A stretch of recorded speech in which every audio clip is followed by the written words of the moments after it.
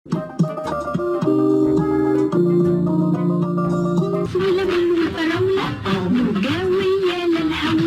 يا جدعان، في زمن يشدك وزمن تشده.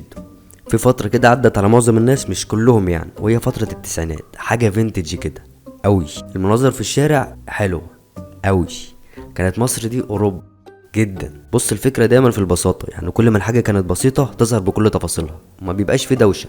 في اغاني وكليبات بتيجي على التلفزيون في الوقت ده مبهجه جدا، بسيطه قوي كده، لسه ما فيش شغل الجرافيك، ما كانش فيه هنا تطور. هو التطور هنا اللي انت شايفه ان يبقى في شغل اصلا على التلفزيون، مش مجرد بانر في الشارع. التلفزيون اصلا في حد ذاته تطور، يعني هو عدى بمراحل كتير قوي جدا. وبقى في اعلانات، بقى مع مرور الزمن بقى في اعلانات على التلفزيون. تمام. الاعلانات في الفتره دي اعلانات بسيطه بمعنى كلمه بسيطه يعني. وبمناسبه الاعلانات، رائد من رواد الاعلانات في مصر اتسمى باسم وزير الدعايه في مصر، طارق نور، يعني علامه لغايه النهارده في عالم الاعلانات. اللوجو بتاعه هو نص وشه كده. هو كان عنده معادله خاصه او مبدا ماشي بيه في الشركه بتاعته. كان في 3 لوحات، يعني جمع لوحه. 3 لوح دول بيلخصوا فلسفته في صنع الاعلانات. اول لوحه فيها كلمه اسمها سيمبل، بسيط يعني. هو فعلا كان بسيط، الفتره دي كلها اصلا كانت بسيطه عموما يعني. تاني لوحه بعنوان سيربرايز، مفاجاه يعني، وهو دايما كان بيفاجئك اصلا، هو مش بيقول كده وخلاص يعني. تالت لوحه بعنوان سمايل، ابتسم يعني، اضحك للدنيا تضحك لك. الدنيا في الوقت ده سهل، ليه ما تضحكش؟ في احترام في الوقت ده. دلوقتي ممكن تدخل محل تشتري تيشرت مثلا عادي جدا، لما تلاقيه معلق لوحه بيقول لك اضحك يا ابن الكئيب. زمن يا صاحبي، والله زمن بقى واخد عليك صاحبك، فاهم، اخوك. كان في اعلانات للمنتجات كده بتيجي على التلفزيون، كان شغلها بسيط قوي كده، بس بتتفرج عليها برضو كل شويه. في اعلان من اشهر الاعلانات اللي هو كيك، كان اسمه نايتي، الكيكه المغلفه دي.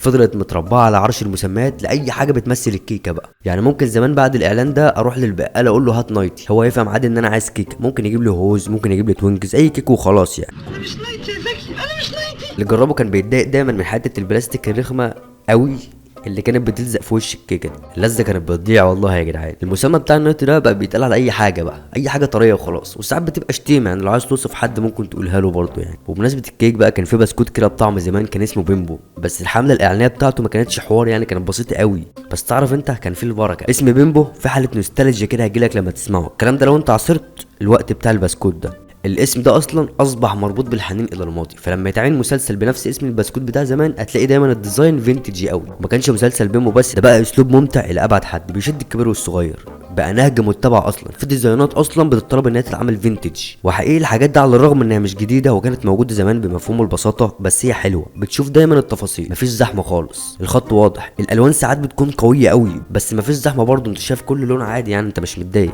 اللي جوه التصميم بقى تحسه مرسوم مش معمول مخصوص. اللي عامل التصميم ده تحسه رسمه اصلا حقيقي مش مصطنع، تحسه جاب مثلا فرشه وقاعد يرسم وطلعها لك على ورقه او حاجه. وده تقريبا من اكتر الحاجات اللي انا من كتر ما بشوفها حقيقيه قوي عايزه ترجع تاني في كل حته. عايزين نتمشى في شوارع القاهره تاني ونشوف البانرات بنظام الفينتج.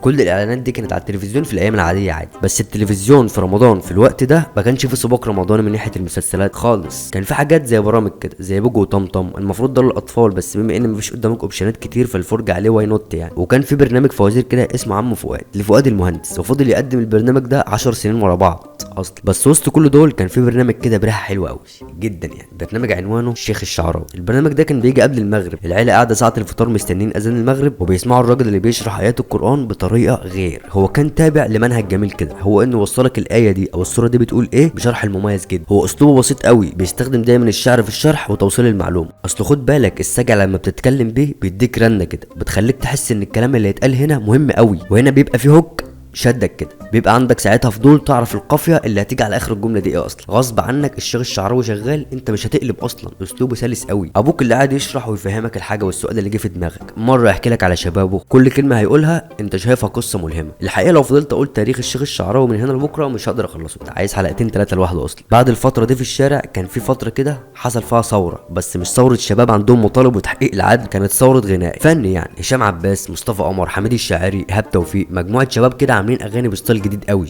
جايبين آلة من الغرب على الآلة من الشرق وشغل جديد.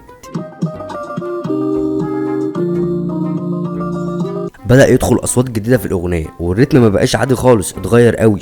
وكان في أغنية من الأغاني اللي بتخليك واثق في نفسك قوي، أغنية لحسام حسني فيها توكيد أصلا إن كل البنات بتحبك. كل البنات بتحبك، كل البنات حلوين طبعا يا سيدي يا بختك، وانت اللي زيك مين؟ ما كانش في نت اصلا، الشغل كله كان على سيدهات وشرايط. الاعلان بقى عن الاغاني اصلا كان في الشوارع عادي، كنت تمشي كده تلاقي بانرات في كل حته، مفيش مشاكل يعني. اللبس والستايل زمان الوانه كده زاهيه قويش، الكولر سيري تقريبا ما كانتش موجوده في الوقت ده، بس قشطه الدنيا حلوه يعني، تمام موضه مفيش مشاكل. الستايل ده ما كانش منتشر كده في كل حته عادي يعني، كان في ملتقى دايما للناس المطرقعين اللي بيلبسوا على الموضه، موضه روشه طحن. المصايف دايما هي اللي كانت بتجمع المجموعه دي من الناس اللي بتحب الفيشن وكده يعني. المصايف في الفتره دي ما كانتش ساحل ومارينا، انت ما كانش عندك في الوقت ده اوبشنات كتير اصلا، كان اشهر حاجه في الوقت ده العجمي وحفلاته بعمرو دياب، وكان في برضه مرسى مطروح وراس البر. وبعدين المصايف في الوقت ده كانت اوعى، عشان تروح مصيف كان الموضوع معقد شويه، ما كانش بسهوله اصلا، ما كانش في مثلا سوبر جيت يوديك بسهوله كده والموضوع فاهم، بس في الاخر يعني كنت بتروح برضه يعني، كان في ناس بتروح عادي، بس اللي ما كانش عنده مقدره انه يروح اسكندريه كان يحاول على راس البر،